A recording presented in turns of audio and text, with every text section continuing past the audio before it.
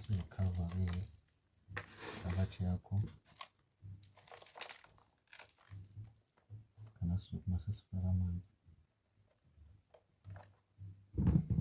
Okay, la sinama-aphula siwafaka kulo layini lo, sibone ukuthi aphelaphi. Bese kuba amalamula, bese kuba upelepele. Sekulamula nawo uzofaka kulayini esibili esingazi ukuthi uzophelelaphi,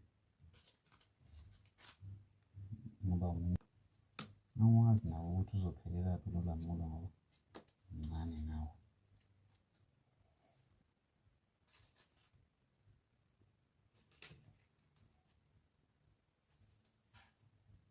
Sekuzoza upelepele-ke